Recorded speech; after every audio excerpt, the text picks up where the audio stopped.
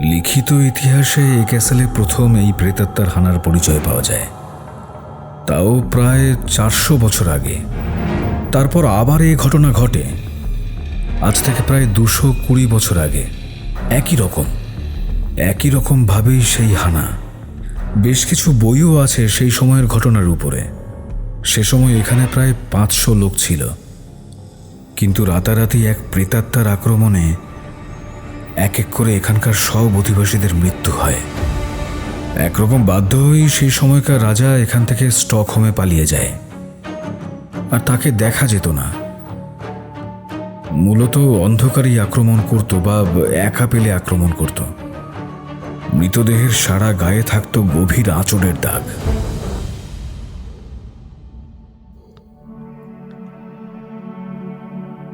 লেখক অভিজ্ঞান রায়চৌধুরীর জন্ম 1970 সালে কলকাতায়।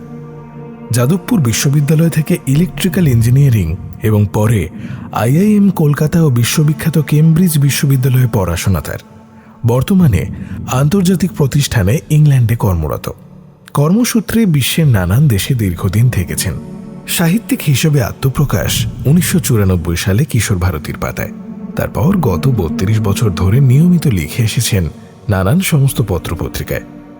গদ্য সাহিত্যে অবদানের জন্য পত্রভারতী থেকে 2018-তে পেয়েছেন দীনেশচন্দ্র স্মৃতি পুরস্কার। লেখক রচিত অত্যন্ত জনপ্রিয় চরিত্র অনিলিখা 1996 সাল থেকে 30 বছর ধরে বাংলা সাহিত্যের আকর্ষণের কেন্দ্রে রয়েছে। আর আজ আপনারা শুনবেন সেই অনিলিখা সিরিজের গল্প। অনিলিখা মানেই বিশ্বজোড়া রহস্য রোমাঞ্চ এবং একেবারে নতুন কিছু। স্পটিফাই অরিজিনালসে অনিলিখা চরিত্রটির ওপরে অ্যাডভেঞ্চার্স অফ অনিলিখা সিরিজ করেছে, যা সর্বভারতীয় স্তরে একমাত্র কোনো সাহিত্যের চরিত্রকে নিয়ে কাজ, এবং এই কাজ সর্বভারতীয় স্তরে বেস্ট প্রডিউসড ফিকশন অ্যাওয়ার্ড পেয়েছে। শুরু হচ্ছে বোহাস ক্যাসেলে অনিলিখা।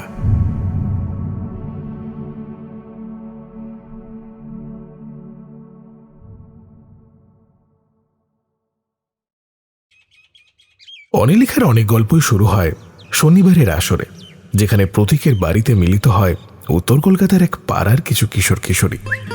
মেতে ওঠে গল্প আড্ডায়। সঙ্গে থাকেন বিশ্বজিৎ দা এবং অনিলিখা। নিছক আড্ডার মেজাজেই শুরু হয় অনিলিখার গল্প, তার বিশ্বজোড়া অ্যাডভেঞ্চার। সেরকমই আজও আড্ডা বসেছে। তন্ময় ঘরের কোণে দাঁড়িয়ে গভীর মনোযোগ দিয়ে কি যেন দেখছিল। খানিক বাদে ফিরে এসে সোফায় বসে বলে উঠল, 17টা বড় বড় কালো পিঁপড়ে পরপর লাইন দিয়ে জানলা দিয়ে ঘরের ভেতরে ঢুকে এলো। তো তুই তুই পিঁপড়ের সংখ্যা আজকাল গুনতে শুরু করেছিস? হ্যাঁ,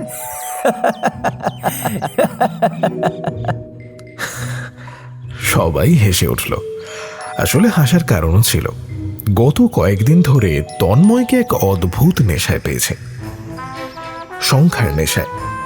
কথায় কথায় অন্যমনস্ক হয়ে পড়ছে, আর কিছুক্ষণ বাদে বাদে এক একটা করে সংখ্যা ওড়াচ্ছে। কিছুক্ষণ আগেই মাথার উপরে ঝাড়বাতির আলো দেখে বলে ওঠে, 9টা আলো, কোনো মানে হয় এতগুলো আলো একসঙ্গে জ্বালানোর? আগের শনিবার এখানে এসে বুককেসের সামনে বেশ খানিকক্ষণ দাঁড়িয়েছিল সে। প্রথমে কেউই খেয়াল করেনি, তারপরেই হঠাৎ করে সে বলে উঠেছে, বাহ, বুক শোকেসের বিভিন্ন তাকে বইয়ের সংখ্যাগুলো তো বেশ ইন্টারেস্টিং। একদম ওপরের তাকে 13, তারপরের তাকে 17, আর একদম নিচের তাকে 23টা। তাতে কি হয়েছে? সে কি বুঝলি না? আরে সবকটাই প্রাইম নাম্বার। তা যাই হোক, এসবের জন্যই ওদের আলোচনা তন্ময়কে কেন্দ্র করে। আরো স্পষ্ট করে বলতে গেলে তন্ময়ের এই সংখ্যায় অকারণ আগ্রহ নিয়ে। তন্ময় নানানভাবে সংখ্যার তাৎপর্য নিয়ে ওদেরকে বোঝানোর চেষ্টা করছে, আর ওরা সকলে ওকে একা পেয়ে অভিমন্যুর মতো একের পর এক যুক্তির জালে ঘিরে ধরেছে। এর মধ্যেই বাইরে সেই চেনা জুতোর আওয়াজ, আর তার কিছুক্ষণ পরেই অনিলিখা ঘরের মধ্যে এসে প্রবেশ করল। তার পরনে নীল রঙের সালোয়ার কামিজ, হাতে ফোল্ডিং ছাতা। জুতো খুলতে খুলতে সে বলল, সংখ্যার প্রতি এই আগ্রহটা হয় কিন্তু স্বাভাবিক। অনেক রহস্যই শুধু এই সংখ্যার উপরেই দাঁড়িয়ে থাকে। হে যেন মেঘনা চাইতেই জল। অনিলিখা আজ পুরো গল্প বলার মেজাজে, তা বুঝতে একটু সময় লাগলো না তাদের। এছাড়া আজকের দিনটা গল্পের জন্য একদম পারফেক্ট। খানিক আগেই বেশ এক পশলা বৃষ্টি হয়েছে। মার্চের শুরু, কয়েকদিন বেশ গরম পড়েছিল, কিন্তু বৃষ্টির জন্যই এখন আবার যেন শীতের খানিকটা আমেজ ফিরে এসেছে। কিছুক্ষণ বাদে গোপালদার দোকান থেকে অর্ডার দিয়ে আনানো ঠিক 18টা মাছের কচুরি সামনের টেবিলে রাখা মাত্রই অনিলিখা তার গল্প শুরু করলো। এরিক কার্সনের সঙ্গে আমার প্রথম আলাপ স্টকহোমের একটা ক্লাসিক্যাল কনসার্টে। কনসার্টের পর একটা ডিনার ছিল। সেখানে আমার বন্ধু বিজ্ঞানী ইভাই আমাকে আলাপ করিয়ে দিল এরিকের সঙ্গে। শুনলাম এরিক সুইডেনের রাজ পরিবারের সদস্য। তবে এরিক স্টকহোমের রাজপ্রাসাদে থাকে না, থাকে স্টকহোম থেকে প্রায় 100 মাইল দূরের একটা আইল্যান্ডে। এরিকের বয়স ওই 60-এর কাছাকাছি হবে। মাথা ভরা টাক, চওড়া গোঁফ, উজ্জ্বল চোখের উপরে সাবেকি ডিজাইনের সোনার চশমা, বেশ ভারী গমগমে গলা। সুইডেনেও রাজ পরিবার আছে? হ্যাঁ, রাজপরিবার কি শুধু ইংল্যান্ডেই আছে নাকি? ইউরোপের প্রায় সব দেশেই আছে।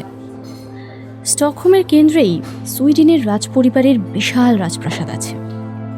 তোদের সুইডেনের রাজপরিবার নিয়ে কিছু দরকারি কথা একটু বলে দিই। সুইডেনের লিখিত ইতিহাস খুব পুরনো নয়। ত্রয়োদশ শতাব্দী থেকে সুইডেন দেশ হিসেবে মোটামুটি একটা পরিচয় পেতে থাকে। সেই সময় থেকেই সুইডেনের রাজপরিবারের লিখিত ইতিহাস শুরু বলা যায়। তবে সেই সময়ে সুইডেন বলতে বোঝানো হতো বর্তমান সুইডেনের দক্ষিণের অংশ আর এখনকার ফিনল্যান্ডের কিছু অংশ। 1520 সালে ইউরোপের অন্য দেশের মতো মধ্যযুগে সুইডেনেও যুদ্ধ, রক্তারক্তি কিছু কম হয়নি। চতুর্দশ শতাব্দীর শেষ থেকে সুইডেনের সঙ্গে ডেনমার্ক আর নরওয়ের সম্পর্ক খারাপ হতে শুরু করে। ডেনমার্কের এক রাজা দ্বিতীয় খ্রিস্টান সুইডেনের বনেদি পরিবারের সব সদস্যকে হত্যার আদেশ করেন। স্টকহোমের কেন্দ্রে এখনও সেই ঘটনার স্মারক হিসেবে একটা মূর্তি আছে। সুইডেনের বনেদি পরিবারের একজন সদস্য সেদিন ওখানে ছিলেন না বলে বেঁচে যান। পরে সেই সদস্য গুস্তাভ ভাসা 1523 সালে সুইডেনের রাজা হন, স্বাধীন সুইডেন প্রতিষ্ঠা করেন।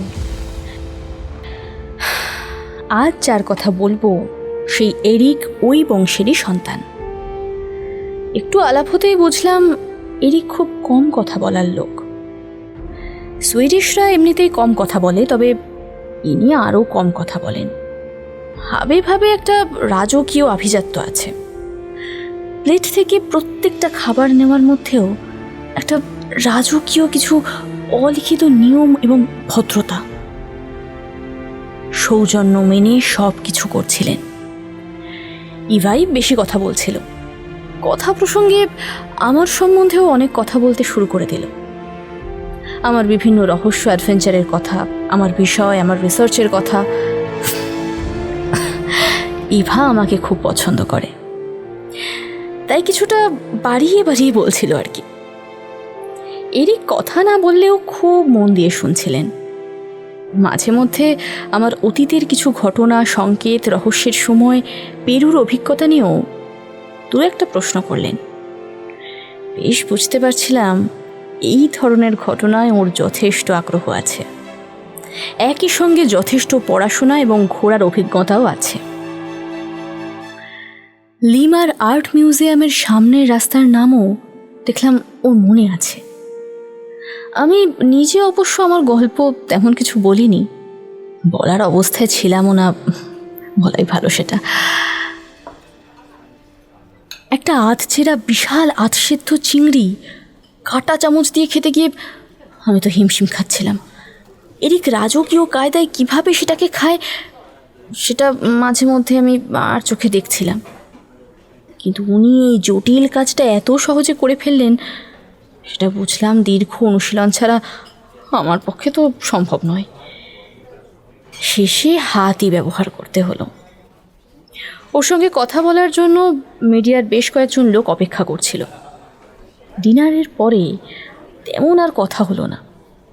ইভাই জানালো যে এরিক নাকি বেশ জনপ্রিয়, বিভিন্ন চ্যারিটি সংস্থার সঙ্গে যুক্ত থাকেন।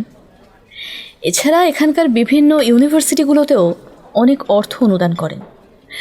ইভাকে জিজ্ঞেস করলাম, এরিকের ক্যাসেল দেখতে যাওয়ার কোনো উপায় আছে? আমিও কখনো যাইনি, তবে স্টকহোম থেকে বেশ খানিকটা দূরে, প্রাইভেট আইল্যান্ড। খুব কম লোকেই সে ক্যাসেল দেখার সুযোগ পেয়েছে। সুইডেনে অন্য বেশ কিছু ক্যাসেলও আছে যা দেখা যায়, বিশেষ দিন বিশেষ সময়ে ঢোকাও যায়। স্টকহোমের প্রাসাদটাও দেখে আসতে পারো, ওটা খুব বড়, দারুণ। কিন্তু এরিকের ক্যাসেলে সাধারণের যাওয়ার অনুমতি নেই। সুইডেনে অজস্র ছোট ছোট আইল্যান্ড আছে। বেশিরভাগ আইল্যান্ডগুলো ছোট ছোট ব্রিজের মাধ্যমে যুক্ত। এমনকি স্টকহোম বলতে আমরা যা বুঝি তাও কিন্তু এরকম 12টা দ্বীপের সমষ্টি। তাই এরিক যে ক্যাসেলে আছে তা যে একটা বিচ্ছিন্ন আইল্যান্ডে, তাতে খুব অবাক হওয়ার কিছু নেই। সুইডেনের লোকেরা নিজেদের মধ্যে কথা খুব কম বললেও টেলি যোগাযোগ ব্যবস্থায় সুইডেনের একটা বড় অবদান আছে। এরিকসেনের মতো কোম্পানির তো এখানেই শুরু। এরিকসেনের একটা বড় স্ট্যাচু আছে স্টকহোমের মেন স্টেশনের সামনেই। আমার কাজ ওখানেই এরকমই একটা কোম্পানি টেলিয়ার সঙ্গে ছিল। মাত্র 1 মাসের জন্য আসা। আবার যে এরিকের সঙ্গে দেখা হবে এরকম কোনো আশা ছিল না, কিন্তু সেটাই হলো। শুধু হলো না, ঘটনাটার কথা মনে পড়লে এখনো আমার রুম খাড়া হয়ে যায়। কিছুদিন পরের কথা, শুক্রবার, অফিসে একটা মিটিংয়ে আছি। হঠাৎ ফোন। প্রথমবার ধরলাম না, দ্বিতীয়বার একই নাম্বার থেকে আবার ফোন পাওয়ার পরে মিটিং থেকে বেরিয়ে ফোন ধরলাম। উল্টো দিকে বেশ ভারী গলা, এরিকের। সেদিন আমার ফোন নাম্বার নিয়েছিলেন, কিন্তু এরকম ফোন করবেন তা আমি কোনোদিন আশা করিনি। আপনি কি আমার বাড়িতে একটু আসতে পারবেন? একটু জরুরি কথা ছিল, সেটা খুব জরুরি। বলা বাহুল্য, যাওয়ার এই সুযোগ কেউ ছাড়ে? আনন্দটা একটু সামলে জিজ্ঞেস করলাম, কোন দিন যেতে পারি? কাল, অর্থাৎ এই উইকেন্ডে যদি আমার বাড়িতে আসতে পারেন খুব ভালো হয়। অবশ্য আমি আপনাকে জোর করব না, যদি পারেন। ওকে, আমি একটু বাদে আপনাকে কনফার্ম করছি। কিন্তু কি ব্যাপার, মানে সেটা যদি একটু বলতে পারেন। সামনাসামনি বলবো। আপনি আসবেন কিনা জানিয়ে দিলে আমার সেক্রেটারি আপনাকে বাড়ির অ্যাড্রেস, কোথায় আসতে হবে, এমনকি আমরা কোথা থেকে আপনাকে পিক করব সব জানিয়ে দেবে। দরকার হলে আমরা স্টকহোম থেকে আপনাকে নিয়েও আসতে পারি, কিন্তু প্লিজ 1 ঘন্টার মধ্যে জানাবেন। ওকে, জানাবো। ফোন ছেড়ে দেওয়ার পরে ইভাকে ফোন করলাম। ইভা শুনেই বলে উঠল, এই সুযোগ কেউ ছাড়ে? খুব কম লোকই ওর বাড়ি যাওয়ার সুযোগ পায়। সুইডেনের সব থেকে পুরনো ক্যাসেলের মধ্যে এটা একটা। তাছাড়া দীর্ঘদিন ধরে ওটাই ছিল আসল রাজপ্রাসাদ। স্টকহোমের প্রাসাদ তো অনেক পরে হয়। উইকেন্ডে বেশ কিছু কাজের প্ল্যান থাকলেও সেসব ক্যান্সেল করে ফোন করে জানিয়ে দিলাম আমি যাচ্ছি। এর কিছুক্ষণ বাদেই ওর সেক্রেটারি এক মহিলার ফোন পেলাম। কিভাবে যাব, কোথায় আমাকে পিক আপ করা হবে, যাবতীয় তথ্য খুব সুন্দরভাবে মহিলা আমাকে বুঝিয়ে দিলেন।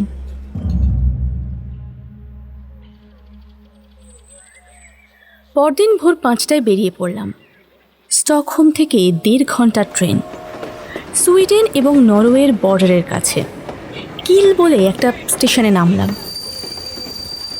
সেখানেই কথা মতো আমার জন্য গাড়ি অপেক্ষা করছিল। একটা বছর 10 পুরনো রোলস রয়েস। এক বৃদ্ধ ড্রাইভার, সেও খুবই কম কথা বলে। খুব প্রত্যন্ত জায়গা, পাহাড়, উপত্যকা, জঙ্গল পেরিয়ে প্রায় 1 ঘন্টা যাওয়ার পরে একটা ছোট ব্রিজ পড়ল। ব্রিজ পেরিয়ে আমরা বোহস আইল্যান্ডে ঢুকে গেলাম। শুনলাম প্রায় 601 মতো জায়গা, পুরোটাই রাজ পরিবারের, অর্থাৎ এখন এরিকের। আইল্যান্ডের পাহাড়ি পথ পেরিয়ে মিনিট 5 যেতেই দূরে অনেক উঁচুতে একটা ক্যাসেল চোখে পড়ল। পথে দুটো বড় গলফ কোর্স আর বেশ কিছু ছড়ানো ছেটানো বাড়িও চোখে পড়ল। এপ্রিলের শুরু, তীব্র শীতের থেকে সবে তখন খোলস ছেড়ে বেরিয়ে আসছে সুইডেনের বন প্রান্তর। মার্চেও এখানে অনেক জায়গা বরফে ঢাকা থাকে, উষ্ণতা থাকে শূন্যের অনেক নিচে। 5-6 ঘন্টার বেশি দিনের আলো থাকে না। এপ্রিল পড়তেই দিনের সময় খানিকটা বেড়ে গেছে, আলো থাকছে ওই 7:30 অবধি। উষ্ণতা যদিও এখনো 10 ডিগ্রির নিচে থাকছে। বাইরে বেরোলে আমাকেও একটা লং কোট পরে থাকতে হচ্ছে। গাছে নতুন পাতা এসেছে, নানান রঙের ফুলে সেজে উঠেছে প্রকৃতি। ফুলের গন্ধে বাতাসে বসন্তের আগাম খবর। পাহাড়ি পথ ধরে আরও মিনিট 10 যাওয়ার পরে ক্যাসেলটা সামনে এলো। ক্যাসেলটা আইল্যান্ডের মধ্যে একটু উঁচু জায়গায়, বেশ চড়াই পথ পেরিয়ে যেতে হলো। একটা সময় মনে হয় ক্যাসেল অবধি সরাসরি রেল যোগাযোগ ছিল। বাইরে থেকে জিনিসপত্র আনার কাজে রেললাইনটা ব্যবহার করা হতো। ক্যাসেল ঘিরে গভীর পরিখা। পরিখার উপরে ড্র ব্রিজ আছে, যা দড়ি আর লিভারের সাহায্যে ওঠানো নামানো যায়। শত্রু সেনা দূর থেকে দেখতে পেলে আগে ওই ড্র ব্রিজ তুলে নেওয়া হতো। ড্র ব্রিজের উপর দিয়ে আমার গাড়ি এগিয়ে চলল। একটা বড় গেট হাউসের মধ্যে দিয়ে ক্যাসেলে ঢুকে পড়লাম। ঢোকার পরেই যে অদ্ভুত একটা অভিজ্ঞতা হলো সেটা বলে বোঝানো মুশকিল। মনে হলো যেন টাইম মেশিনে করে হঠাৎ করে 200 বছর পিছনে চলে এসেছি। গেট হাউস পেরোনোর কিছু পরেই ডান দিকে পার্কিংয়ের জায়গা পড়ল। সেখানে গাড়ি থেকে নেমে পড়লাম। দুর্গের চারধার দিয়ে উঁচু প্রাচীর। প্রাচীরের মধ্যে বিভিন্ন জায়গায় ফোকর আছে, যা দিয়ে আগে পাথর ছোঁড়া হতো, তীর মারা হতো। দেখলাম ক্যাসেলের মধ্যে বেশ বড় ফুলের বাগান, একটা বড় জাপানিজ গার্ডেন আছে। আমি গাড়ি থেকে নেমে এসব দেখছি, আর এর মধ্যে কিছু দূর থেকে সামান্য পৃথুলা মাঝারি হাইটের বছর 50-এর এক মহিলা এগিয়ে এলেন।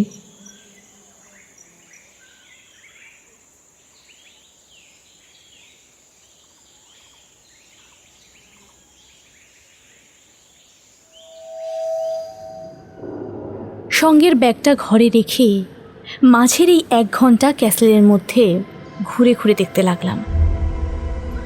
বহু পুরনো এই ক্যাসেল, 1300 সাল নাগাদ তৈরি। পরে অবশ্য বেশ কয়েকবার সংস্কার হয়েছে। ক্যাসেল ঘিরে 4টে 4তলা টাওয়ার। টাওয়ারের উপরটা শঙ্কুর মতো, মনে হয় যেন টুপি পরে কোনো একটা রোগা লোক দাঁড়িয়ে আছে। টাওয়ারের গায়ে অনেক অ্যারোলো বা তীর ছোড়ার জন্য খুব সরু আয়তকার ফোকর। টাওয়ারগুলো থেকে ক্যাসেলকে সারাক্ষণ পাহারা দেওয়া হতো। টাওয়ারের উপর থেকে আইল্যান্ডের প্রায় সব দিকে নজরদারি করা সম্ভব হতো। টাওয়ারগুলো একটার সঙ্গে আরেকটা প্রাচীরের উপর দিয়ে একটা প্রায় 20 ফুট চওড়া পথের মাধ্যমে যুক্ত। ক্যাসেলের বাইরের দেওয়াল 14 ফুট চওড়া। এছাড়া ক্যাসেলের সব থেকে উঁচু জায়গায় আছে একটা উঁচু টারেট বা চূড়া। ক্যাসেলের ভিতরে একটা বড় চ্যাপেল আছে। এছাড়া আছে কাঠের তৈরি বিশাল ঘোড়ার আস্তাবল। তার একটা অংশ আগের মতো একই রকম রাখা হলেও কিছুটা অংশ জুড়ে এখন বিভিন্ন শৌখিন গাড়ি রাখা আছে। আরেকটা অংশ পরিবর্তন করে টি রুম করা হয়েছে। পুরো ক্যাসেলের মাঝ বরাবর বিশাল একটা বাড়ি আছে। সেখানে আগে বিভিন্ন ধরনের উৎসবের বা নৈশভোজের আয়োজন করা হতো। তার মধ্যে একটা বিশাল ওক রুম আছে। আমাদের 20টা ড্রয়িং রুম জুড়লে যেরকম জায়গা হবে সেরকম সাইজ ওক রুমটার। উচ্চতায় ঘরটা প্রায় 6 তলা বাড়ির সমান। এইসব ক্যাসেলের ইতিহাস মানেই যুদ্ধ আর রক্তপাতের ইতিহাস। শুনলাম 18 বার আক্রমণ করে মোটে একবার এই ক্যাসেলের মধ্যে ঢুকতে পেরেছিল শত্রু সেনা। আমার ঘরটা বিশাল। ঘরের ভিতরের দিকে ভিক্টোরিয়ান স্টাইলের বড় রকম প্রভাব আছে। ঘরের মধ্যে একটা বাচ্চা মেয়ের পাথরের স্ট্যাচু। ঘরের উপরে কাঠের বিম দিয়ে সাপোর্ট দেওয়া হয়েছে। ঘরের গোল দেওয়ালের মধ্যে বেশ কয়েকটা আর্চ করে জানলাগুলো একটু বেরিয়ে আছে, আর সেই জায়গায় বসার ব্যবস্থা আছে। সরু সরু জানলা, এগুলো আগে শত্রুর উপর লক্ষ্য রাখতে ব্যবহার করা হতো। দেখলাম পুরো ঘরের দেওয়াল জুড়ে টালির উপরে কিছু ছবি আঁকা। কিছু ছবিতে যেন গল্প বলা হয়েছে। মেঝে আর দেওয়ালে লাল রং বেশি ব্যবহার করা হয়েছে। বেশ কিছু অয়েল পেন্টিংও রাখা আছে। বোঝাই যায় সেসব ছবি বিখ্যাত শিল্পীদের আঁকা। অন্য কিছু ঘরেও গেলাম, এক একটা ঘরে এক এক রং বেশি ব্যবহার করা হয়েছে। একটা ঘরের দেওয়াল জুড়ে পাখি লতাপাতার ছবি। ঘরগুলোর রক্ষণাবেক্ষণের কোনো অভাব নেই, তবে তাদের অতীতের চরিত্র ধরে রাখার চেষ্টা করা হয়েছে। ঘরের মধ্যে এখনও একটা বিশাল মার্বেল পাথরের ফায়ারপ্লেস। সেন্ট্রাল হিটিংয়ের সঙ্গে সঙ্গে ফায়ারপ্লেসও চালু রাখা হয়েছে। নতুনের সঙ্গে সঙ্গে অতীতকে খুব সুন্দরভাবে ধরে রাখা হয়েছে। সেটা কিন্তু শুধু আমার ঘরে নয়, বাড়ির সর্বত্রই এই একই পরিচয়। একটা জিনিস খুব অবাক লাগছিল, পুরো পথে তেমন কোনো লোক দেখিনি।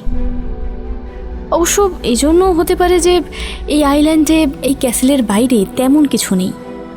কিন্তু তার বাইরেও এত বড় একটা ক্যাসেল দেখাশোনার জন্য যত সংখ্যক লোকজনের এখানে থাকার কথা, সেরকম সংখ্যক লোক কিন্তু আমার চোখে পড়ল না।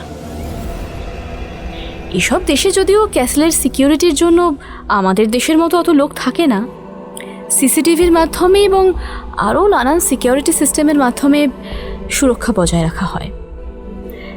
1 ঘন্টা বাদে একটা বিশাল ড্রয়িং রুমে এরিকের সঙ্গে দেখা হলো। দেখেই মনে হলো সেদিনের এরিকের সঙ্গে সামনের এরিকের যেন অনেক তফাৎ। চোখ বসে গেছে, মুখের মধ্যে যেন কিসের একটা টেনশনের ছাপ। উনি আস্তে আস্তে বলে উঠলেন, আমি জানি না যে আপনাকে এখানে ডাকা উচিত হলো কিনা, বিশেষ করে কাল রাতের ঘটনার পরে। মনে হচ্ছে এই ক্যাসেলের সেই অতীতের বিভীষিকা আবার ফিরে এসেছে। আমি আপনাকে এখানে থাকতে কোনো রকম জোর করব না। সেদিন আপনার পরিচয় পেয়ে আমার মনে হয়েছিল আপনি হয়তো এই ব্যাপারে সাহায্য করতে পারবেন। আসলে আমি এখানকার পুলিশে এখনই ব্যাপারটা জানাতে চাই না, কারণ এসব পুলিশের কর্ম নয়। একই সঙ্গে এ খবর সাধারণ জনতার মধ্যে ছড়িয়ে পড়ুক, আমি সেটাও চাই না। অনেকেই এই ক্যাসেলের ইতিহাস জানে, আর সে ঘটনা যদি আবার হয় তাহলে এখানেও আতঙ্ক ছড়িয়ে পড়বে। সেটা কি খুলে বলতে পারবেন? আপনি আমাকে বিশ্বাস করতে পারেন, আমি কনফিডেন্সিয়ালিটি মেনটেন করব, কেউ জানবে না। এরিক এবারে উঠে পাশের বুক কেসের দিকে এগিয়ে গিয়ে একটা বই বার করে আমার হাতে দিলেন। বইটার নাম দ্য ঘোস্ট অফ পোহাস ক্যাসেল। লিখিত ইতিহাসে এই ক্যাসেলে প্রথম এই প্রেতাত্মার হানার পরিচয় পাওয়া যায়, তাও প্রায় 400 বছর আগে। তারপর আবার এই ঘটনা ঘটে আজ থেকে প্রায় 220 বছর আগে। একই রকমভাবেই সেই হানা। বেশ কিছু বইও আছে সেই সময়ের ঘটনার উপরে। সে সময় এখানে প্রায় 500 লোক ছিল, কিন্তু রাতারাতি এক প্রেতাত্মার আক্রমণে এক এক করে এখানকার সব অধিবাসীদের মৃত্যু হয়। একরকম বাধ্য হয়েই সেই সময়কার রাজা এখান থেকে স্টকহোমে পালিয়ে যায়। তার এক ছেলেও সে সময় মারা গিয়েছিল। কোনো মতে এক রাতে তখনকার রাজা অস্কার 12 জনকে নিয়ে এখান থেকে পালিয়ে যেতে পারে, কিন্তু বাকিরা সবাই মারা যায়। কি হয়েছিল? বইটা পড়লে সব ডিটেলস পাবেন। আর সংক্ষেপে বলতে গেলে হঠাৎ করে কোনো এক প্রেতাত্মার আক্রমণ শুরু হয়, আর তাকে দেখা যেত না। মূলত অন্ধকারই আক্রমণ করত বা একা পেলে আক্রমণ করত। মৃতদেহের সারা গায়ে থাকত গভীর আঁচড়ের দাগ। এখানে সে সময়ের এক আর্টিস্টের আঁকা একটা ছবিও আছে। এই যে ছবিটা।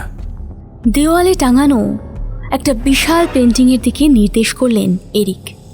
চওড়ায় প্রায় 15 ফুট, উচ্চতায় প্রায় 12 ফুটের বিশাল এক অয়েল পেন্টিং। সেটা গিয়ে দেখলাম। একটা লোক মাটিতে পড়ে আছে। তার সারা গায়ে কোনো পোশাক নেই, শুধু সারা শরীর জুড়ে গভীর আঁচড়ের দাগ। মাটিতে যেখানে পড়ে আছে তার চারধারে খড় জুড়ে রক্তের দাগ। দূরে এক বিশাল ছায়ামূর্তি দাঁড়িয়ে আছে। দেখে মনে হয় সেই ছায়ামূর্তি কোনো নারীর। এরকম ভয়ঙ্কর একটা ছবি যে এখানে রাখা আছে, সেটা দেখে আমার একটু অবাক লাগলো। আমার মনের প্রশ্নটা বোধহয় উনি টের পেয়ে গিয়েছিলেন। উত্তর এসে গেল প্রায় সঙ্গে সঙ্গেই।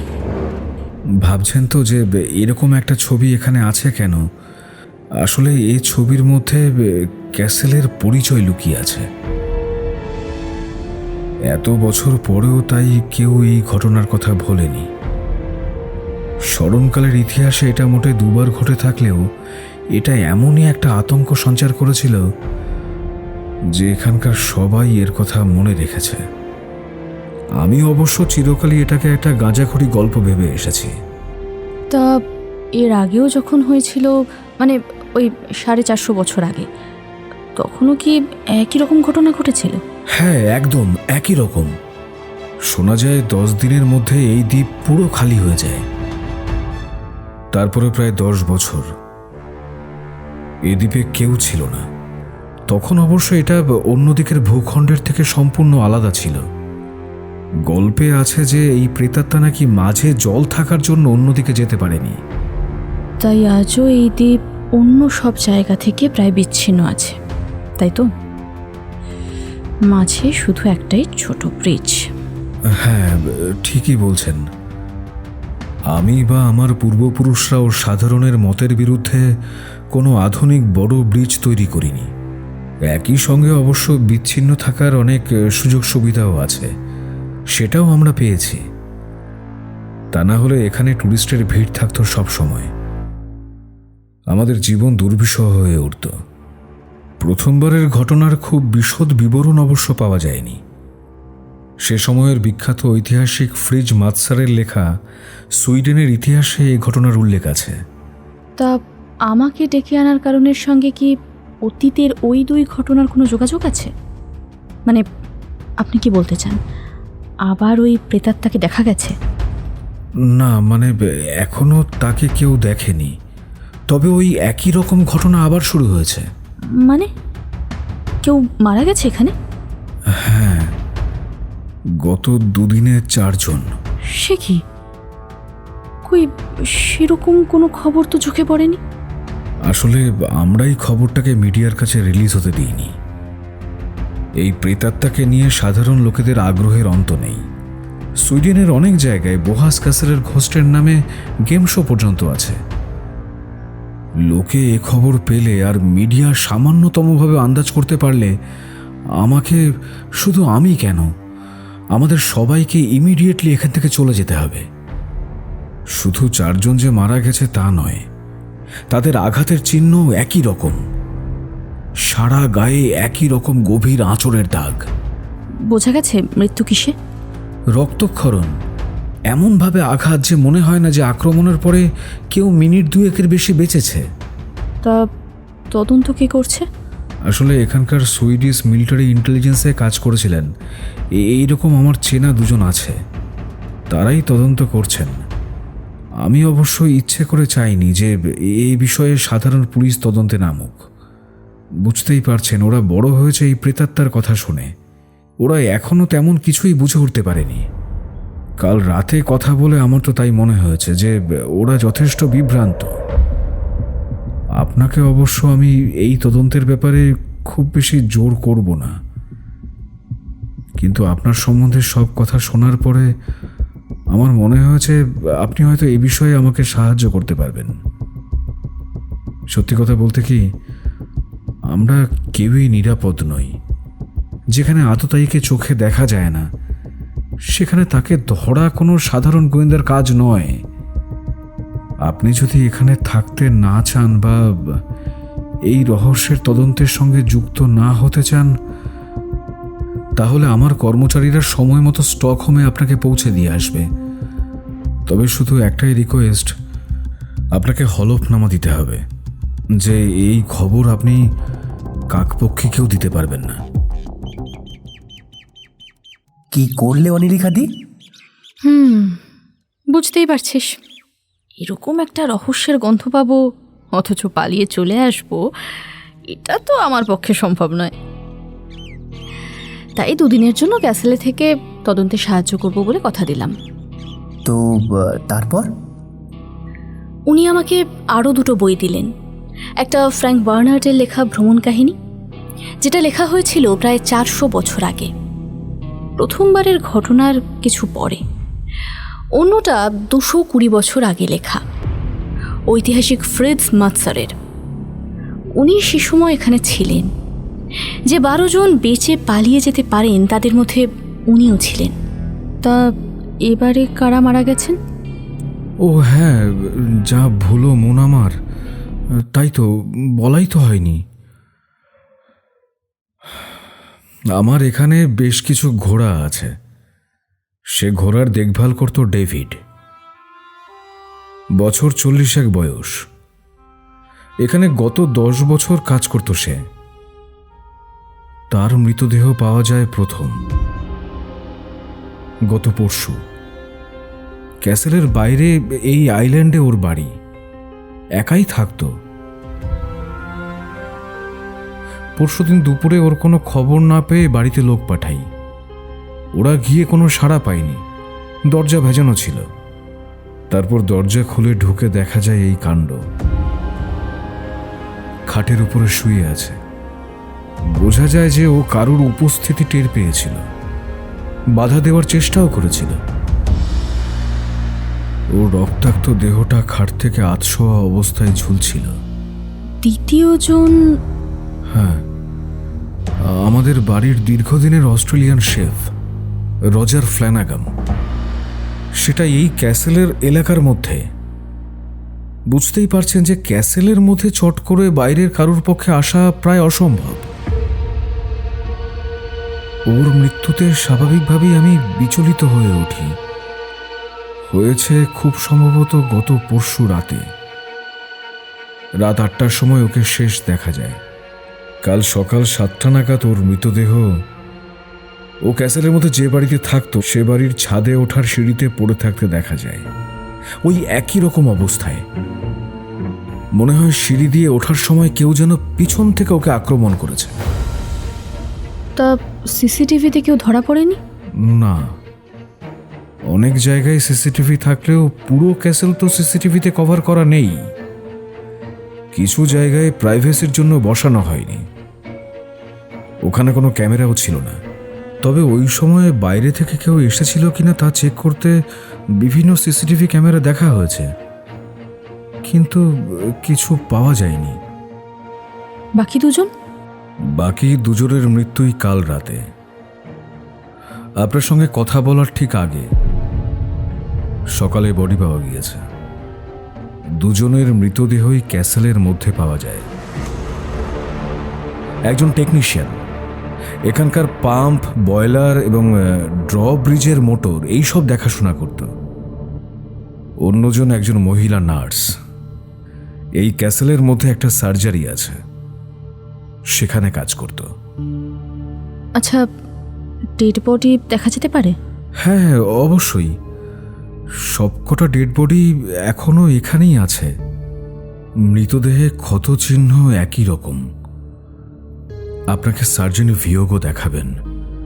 আমি ফোন করে বলে দিচ্ছি। কিছুক্ষণের মধ্যেই সার্জন হিউগোর সঙ্গে এই আইল্যান্ডের একমাত্র প্রাইভেট হাসপাতালে গেলাম। সেটা অবশ্য ক্যাসেলের বাইরে। ওখানেই মৃতদেহগুলো দেখলাম। ফরেন্সিকের জন্য ক্রিমেশন হয়নি। এত হিংস্রভাবে হত্যা করা হয়েছে যে এক কথায় চোখে দেখা যায় না। খুব ধারালো কোনো ছুরিতে কেউ যেন দেহটাকে ফালা ফালা করে দিয়েছে। একটু খেয়াল করে দেখলেই অবশ্য বোঝা যায় যে এই আঘাত ছুরি দিয়ে নয়। তাতে আঘাতের যে ধরনের গভীরতা হতো বা যেভাবে আঘাত হতো, এক্ষেত্রে সেরকমটা নয়। এটা খুব ধারালো নখের আঁচড়ে একমাত্র সম্ভব। এরকম আঘাতের পরে কেউ কয়েক মিনিটের বেশি বাঁচেই না। সবকটা হত্যাই সন্ধেবেলা হয়েছে।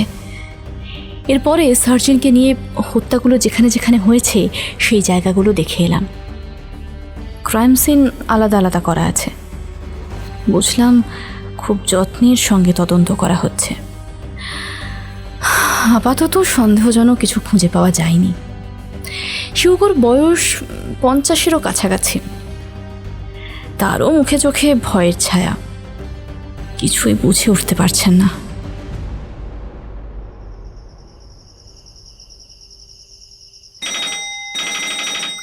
সেদিন সন্ধেবেলাতে 7টা নাগাদ আমার ঘরের ফোন বেজে উঠল।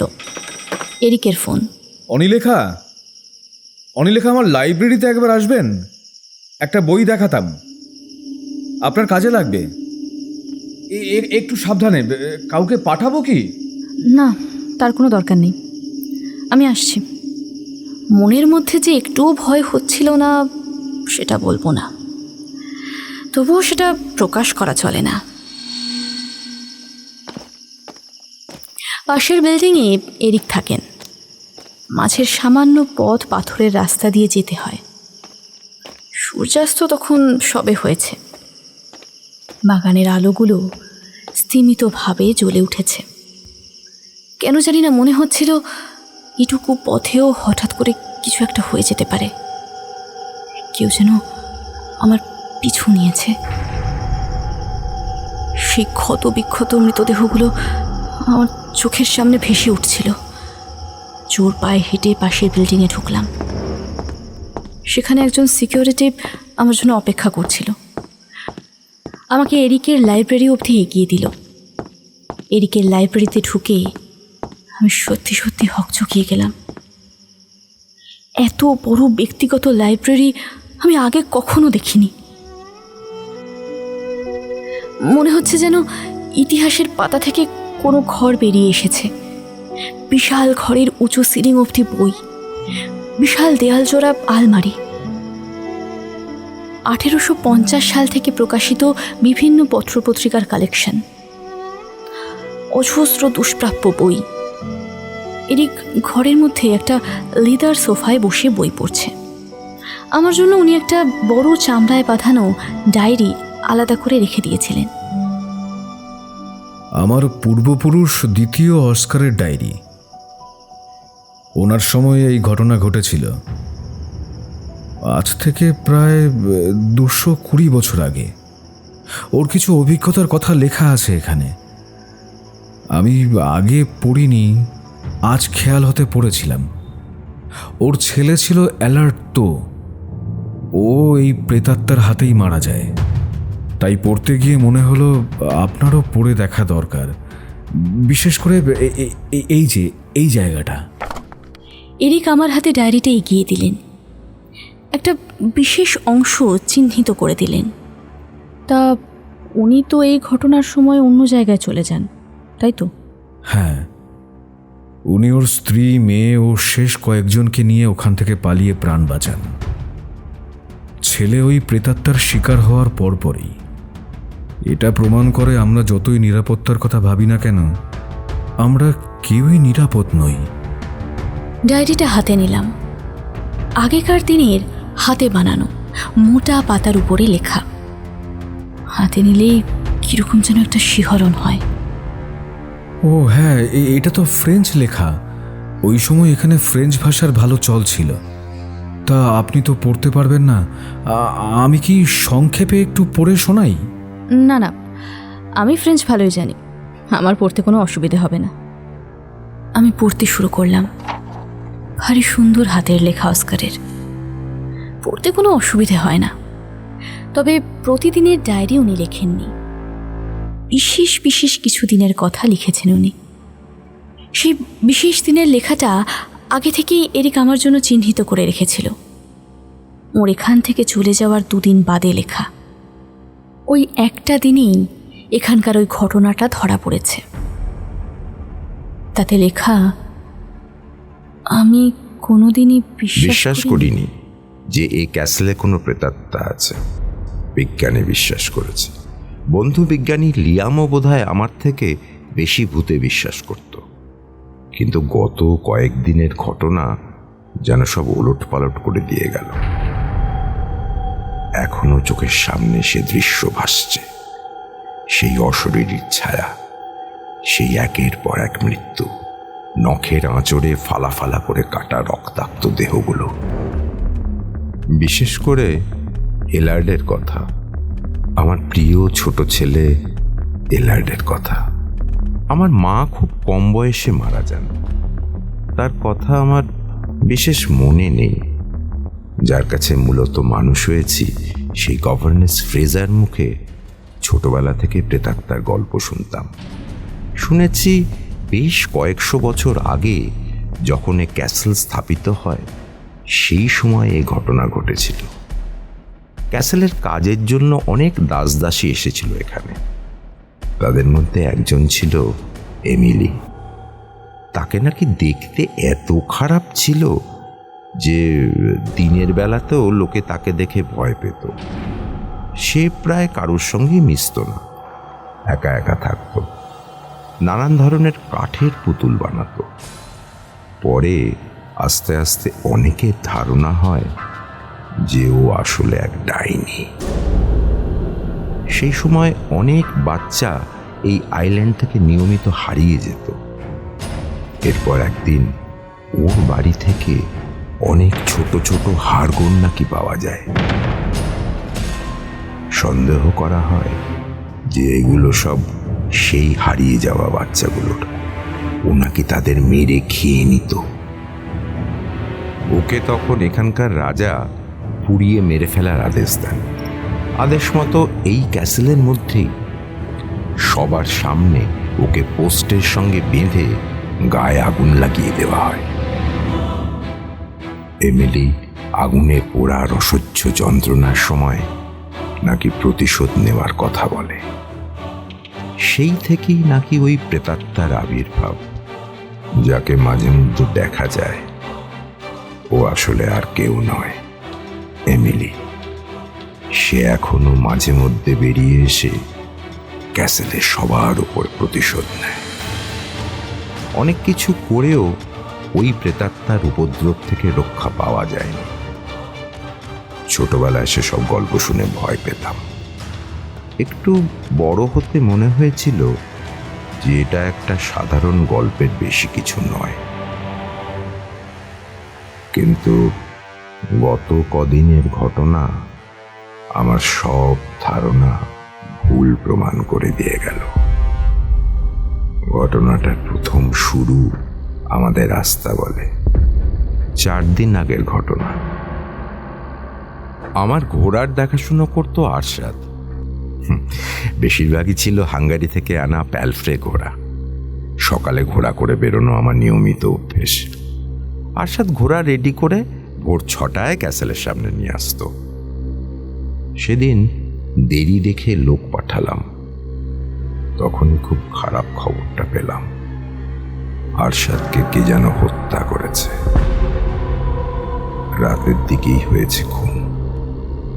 কি ব্যাপার দেখতে আমি নিজেই গেলাম ওর বাড়ি, কিন্তু বডি দেখেই শিউরে উঠলাম। এরকম নৃশংসভাবে কে খুন করবে? মনে হলো যেন ছুরি দিয়ে কেউ শরীর ছিন্ন ভিন্ন করে ফেলেছে। আমার সঙ্গে চার্চের পাদ্রী বেকেট ছিলেন। ওকে দেখে মনে হলো যেন উনি খুব উদ্বিগ্ন হয়ে পড়েছেন।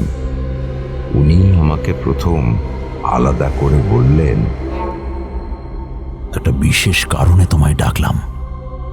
ইউ সি, মনে হচ্ছে এ কোনো মানুষের করা খুন নয়, এ সেই প্রেতাত্মার কীর্তি। মনে হয় সে আবার জেগে উঠেছে, কারণ সে এইভাবেই খুন করে বলে শুনেছি। দ্যাটস ওয়াই তোমাকে ডাকলাম। আমি শুনে হেসে উড়িয়ে দিলাম। তখনও বুঝতে পারিনি যে কি হতে চলেছে। যাতে কোনোভাবে এ ধরনের গুজব না রটান, তাই পাদ্রী সাহেবকে বারণও করে দিলাম। আমাদের ক্যাসেলে প্রায় 200 লোক থাকে। তাদের সবাইকে সতর্ক করে দেওয়া হলো যাতে কোনো অচেনা লোক দেখলেই খেয়াল করে। এ নিশ্চয়ই বাইরের কারুর কাজ। এসব বাড়তি সতর্কতার পরেও পরের দিন পরপর 2টো একই রকম ঘটনা ঘটল। আমাদের ক্যাসেলে মজা দেখানোর জন্য, গল্প শোনানোর জন্য এক জেস্টার থাকতো, নাম ইয়ানে। ইয়ানে থাকতো ক্যাসেলের বাইরে একটা আলাদা বাড়িতে। খবর এলো ওর রক্তাক্ত মৃতদেহ বাড়িতে পাওয়া গেছে। রাতে এখানে একটা ম্যাজিকের প্রোগ্রাম করেছিল। অনেক রাতে বাড়ি যায়। শরীর খুব ধারালো কোনো অস্ত্র দিয়ে ফালা করে দেওয়া হয়েছে। এই যে সেই একই হত্যাকারীর চিহ্ন, তা নিয়ে কোনো সন্দেহ নেই। আমার সঙ্গে এই ক্যাসেলে এক গুপ্ত বাহিনী থাকে। তাদের সঙ্গে সঙ্গে এই ঘটনার অনুসন্ধানের দায়িত্ব দিলাম। এর কয়েক ঘন্টা পরে পরের হত্যার খবর পেলাম। এবারে আর রাতে নয়, ভর দুপুরে। এবারে আমাদের বাড়িতে হত্যা হয়েছে লর্ড ব্যারনের মেয়ে মেরি। গত 6 মাসও এখানে থাকতো। রাজপরিবারের রীতিনীতি জানতে, মার্জিত ব্যবহার ও আদব কায়দা শেখাতে এখানে অনেক বনেদি পরিবার তাদের সন্তানদের পাঠায়। আমাদের অনুমতি পাওয়ার অপেক্ষায় থাকে। মেরি এখানে সেভাবেই এসেছিল। ভারী ভালো মেয়ে। আমাদের দিক থেকেও তো একটা বড় দায়িত্ব থাকে। খবরটা পেয়েই ছুটে গেলাম। কাছে গিয়ে সে দৃশ্য সহ্য করতে পারলাম না। কে বা কারা যেন ওর উপরে আক্রমণ করেছে। সাদা পোশাক রক্তে এমনভাবে লাল হয়ে গিয়েছে যে একটা জায়গাও খুঁজে পাওয়া যাবে না যেখানে পোশাকের সাদা রং দেখা যাচ্ছে। ওই ঘরে এমন পাহারা ছিল যে বাইরের কারুর পক্ষে আসা অসম্ভব ছিল। বড় কাঠের দরজার সামনে সবসময় প্রহরী ছিল। বাইরে থেকে কারুর পক্ষে ঢোকা অসম্ভব। সেই প্রহরী নাকি হঠাৎ ঘরের মধ্যে থেকে মেরির আর্তনাদ শুনতে পায়, কিন্তু ঢোকার পরেই দেখে এই দৃশ্য। তার চোখের সামনেই ছটফট করতে করতে মেরি মারা যায়। কিন্তু তখন ঘরে কেউ কোথাও নেই। ম্যাজিকের মতো আততায়ী চোখের সামনেই যেন উধাও হয়ে গিয়েছে। এখানে আততায়ী কে তা নিয়ে কোনো প্রশ্ন থাকতে পারে না। এরপর আর গুজব আটকানো যায়নি। কথাটা আগুনের মতো ছড়িয়ে পড়ল যে আবার ক্যাসেলে সেই প্রেতাত্মার আক্রমণ শুরু হয়ে গিয়েছে। আমার সব রকম আশ্বাস সত্ত্বেও সেই রাতেই একটা বড় অংশ দ্বীপ ছেড়ে চলে গিয়েছিল। আমি বাধা দিইনি। যেখানে আমি আমার ক্যাসেলের মধ্যেই কাউকে রক্ষা করতে পারছি না, সেখানে কিভাবে কাউকে থাকতে বাধ্য করব? আশ্চর্যভাবে সেই রাতটা নির্বিঘ্নে কাটল। প্রায় সারা রাত জেগে কাটানোর পর ভোরে উঠে খবর পেলাম যে আর নতুন কোনো হত্যা হয়নি। সেদিন অর্থাৎ গত পরশুর সন্ধে থেকে আবার তার তাণ্ডব শুরু হলো। প্রথম শুরু হলো একজন পাহারাদারের মৃত্যু দিয়ে। সে ক্যাসেলের দেওয়ালের প্যারাপেটে পাহারা দিচ্ছিল। তার মৃতদেহ পাওয়া যায় সন্ধে 7টা নাগাদ, একই রকম অবস্থায়। সেই দৃশ্য দেখে অন্য একজন সৈনিক কোনো রকমে পালিয়ে এসেছিল।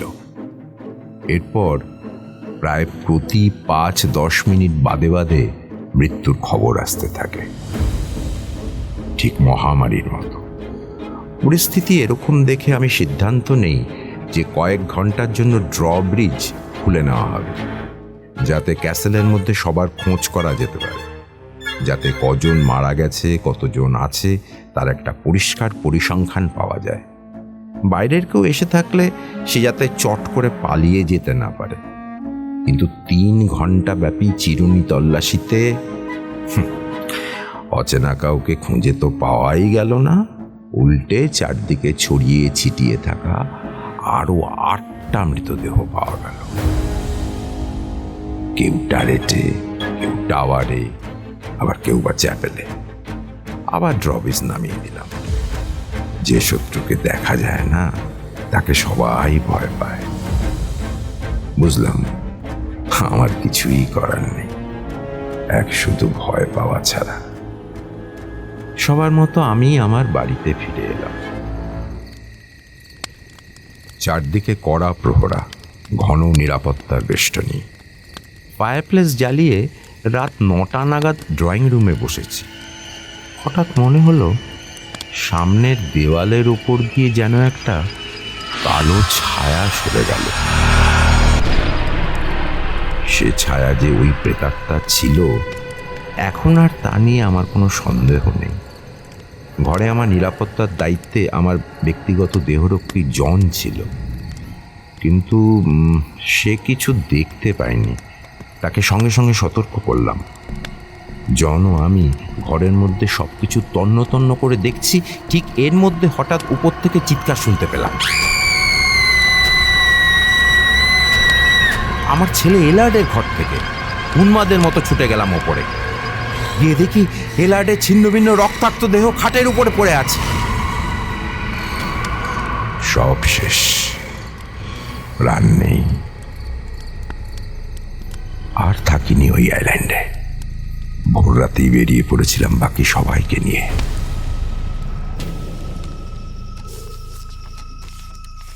আমার সঙ্গে মোটে 11 জন ছিল, যারা ওই প্রেতাত্মার তাণ্ডব থেকে রক্ষা পেয়েছে।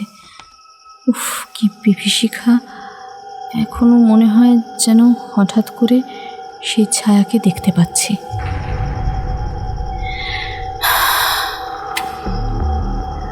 বেশ বিভোর হয়ে ডায়েরিটা পড়ছিলাম। হঠাৎ মনে হলো দেওয়ালে যেন একটা কালো ছায়া দ্রুত একদিক থেকে আরেক দিকে সরে গেল। চমকে দাঁড়িয়ে উঠলাম। কি ব্যাপার অনিলেখা, কিছু কি হয়েছে? হ্যাঁ, না না, আচ্ছা আপনি কি কিছু দেখতে পেলেন? মানে আমার মনে হলো একটা ছায়া যেন দেওয়ালের উপর দিয়ে সরে গেল। না, আমি তো কিছু দেখতে পেলাম না। আমি কোনো কথা না বলে দেওয়ালের ওই দিকে উঠে এগিয়ে গেলাম, যদি কিছু দেখা যায়। কিন্তু কিছুই নেই। আমি কি ভুল দেখলাম? এটা কি অস্কারের ডায়েরি পড়ার প্রভাব?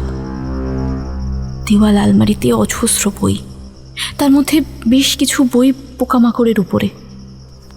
অবাক হয়ে বইগুলো নেড়ে চেড়ে এরিককে জিজ্ঞেস করলাম, আচ্ছা আপনার কোনো পূর্বপুরুষের কি এসব বিষয়ে আগ্রহ ছিল? হ্যাঁ, ওই অস্কারের একটা মেয়ে ছিল, উইলমা। তার এ বিষয়ে ও বিজ্ঞানে খুব আগ্রহ ছিল। একটা বড় ল্যাব ছিল তখনকার দিনে, তাতে এইসব পোকামাকড় নিয়ে পরীক্ষাও করতেন। চিরকাল অবিবাহিত ছিলেন। তা উনি কি ক্যাসেলে ছিলেন ওই ঘটনার সময়? হ্যাঁ, ওর বয়স ছিল তখন 10 বছর। বাবার সঙ্গে সে রাতে পালিয়ে বাঁচেন, কিন্তু সেজন্যই নাকি উনি সম্পূর্ণ স্বাভাবিক ছিলেন না। ওরকম একটা ট্রমা দেখেছেন। 1 বছরের ছোট ভাই, নিজের ভাই, ওর মৃতদেহ দেখেছেন। উনি ওর সম্পত্তির একটা বড় অংশ এন্টোমোলজির অর্থাৎ পোকামাকড়ের রিসার্চের জন্য দান করে যান। কথা বলতে বলতে জানলার দিকে এগিয়ে গিয়েছিলাম। এবার যেন আরও স্পষ্ট দেখলাম একটা ছায়া শরীর বাইরের স্বল্পালোকিত ঘাসের উপর দিয়ে দ্রুত চলে গেল। কিন্তু যা দেখলাম তা কি সত্যি? সত্যি কি তাহলে কোনো প্রেতাত্মা আছে বোয়াস ক্যাসেলে? সে সেই রাতে কিছু হলো না।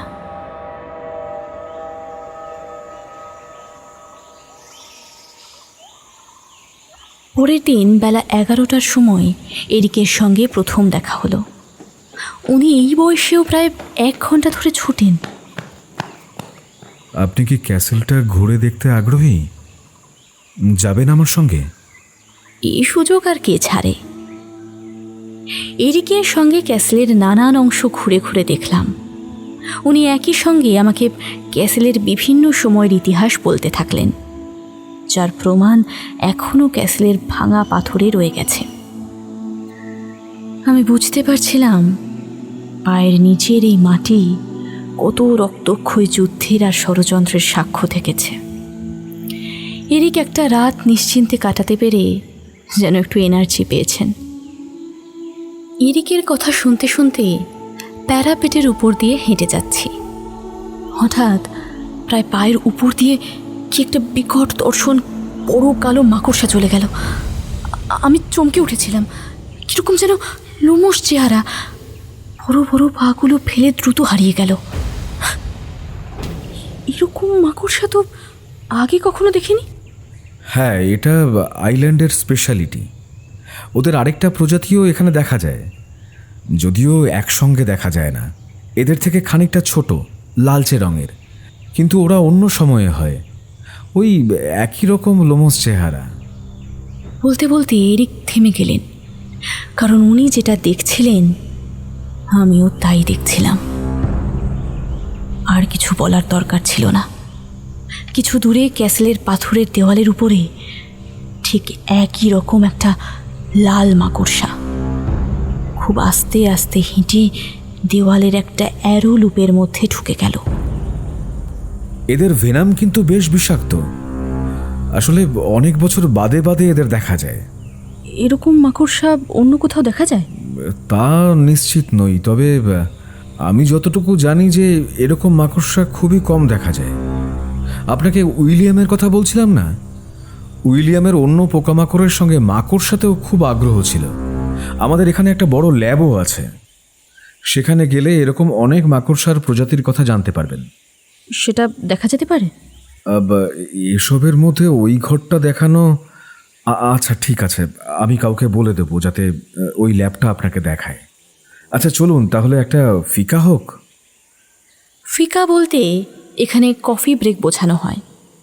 এরিক টিপিক্যাল সুইডিশ লোকেদের মতো প্রথম দিকে খুব একটা বাড়তি কথা বলতেন না, যতক্ষণ না ভালো করে পরিচয় হয়। এরা আলাপে একটা বাড়তি শব্দ ব্যবহার করে না, কিন্তু ভালো পরিচয় হয়ে গেলে তখন আবার কোনো কথা বলতে দ্বিধা করে না। এখন যেমন এরিক কোনো কথা বলতেই দ্বিধা করছিলেন না। বিকেল 5টা নাগাদ সেই ল্যাবটা দেখার সুযোগ হলো। অদ্ভুত সেই ঘর। নানান ধরনের পোকামাকড়, মাকড়সা, মৌমাছি, আরশোলা, ফড়িং, আরও কত কি সংরক্ষণ করে রাখা আছে। লেখা আছে প্রায় 50,000 বিভিন্ন ধরনের পোকামাকড় এখানে সংরক্ষিত আছে। লেবেলের মাধ্যমে তাদের প্রত্যেকের সম্বন্ধে বিভিন্ন ধরনের তথ্য লেখা আছে। তার মধ্যে 1000 খানেক বিভিন্ন ধরনের প্রজাপতি, প্রায় 500 বিভিন্ন ধরনের গুবড়ে পোকা, বিভিন্ন ধরনের মৌমাছি, ঝিঁঝি পোকা, ফড়িং। খুঁজতে খুঁজতে দেখা পেয়ে গেলাম আমার সকালে দেখা 2টো মাকড়সারও। উপরে লেখা লেবেলে দেখলাম প্রথম মাকড়সা প্রজাতি নাকি প্রতি 13 বছর অন্তর অন্তর এই দ্বীপে দেখা যায়, আর অন্য প্রজাতির মাকড়সা দেখা যায় প্রায় প্রতি 17 বছর বাদে বাদে। অর্থাৎ 2টো মাকড়সাকে যে একই সঙ্গে দেখলাম সেটা কিন্তু সত্যি ভাগ্যের ব্যাপার। ইতিমধ্যে আমার সেলফোনটা বেজে উঠল।